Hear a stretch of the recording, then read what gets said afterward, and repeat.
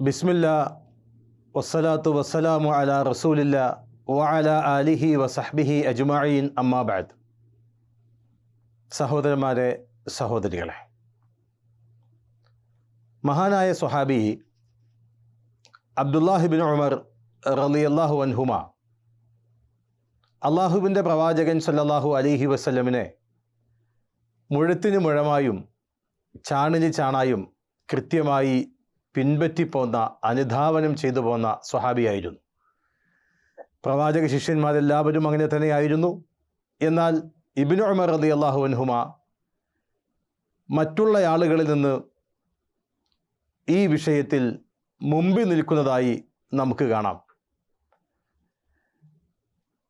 ഉബൈദ് ഇബ്നു ജുറൈജിൽ നിന്ന് അദ്ദേഹം ഇബ്നു ഉമറിനോട് ചോദിച്ചു, താങ്കൾ ശുദ്ധീകരിച്ച തോൽ ചെരുപ്പ് ഉപയോഗിക്കുന്നതായി ഞാൻ കാണുന്നല്ലോ. അദ്ദേഹം പറഞ്ഞു,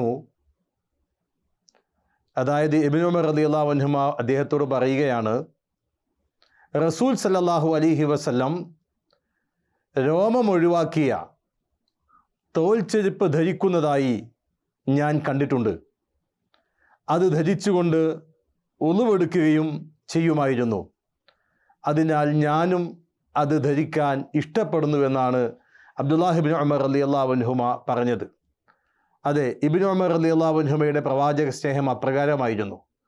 അള്ളാഹുവിൻ്റെ പ്രവാചകൻ ഏറ്റവും അധികം സ്നേഹിക്കുകയും പ്രവാചകൻ സല്ലല്ലാഹു അലൈഹി വസല്ലമയെ ഏറ്റവും കൂടുതൽ വീക്ഷിക്കുകയും പ്രവാചകൻ ചെയ്തതുപോലെ ചെയ്യാൻ ഏറെ ഇഷ്ടപ്പെടുകയും ചെയ്ത സ്വഹാബിയായിരുന്നു അബ്ദുല്ലാഹിബ്നു ഉമർ റളിയല്ലാഹു തആല അൻഹുമ. അതെ, പ്രവാചകനെ പിൻപറ്റേണ്ട രൂപം നമ്മൾ ഇബ്നു ഉമറിൽ നിന്ന് പഠിക്കുക. അള്ളാഹു അനുഗ്രഹിക്കുമാറാകട്ടെ. അസ്സലാമു അലൈക്കും വറഹ്മത്തുള്ളാഹി വബറകാതുഹു.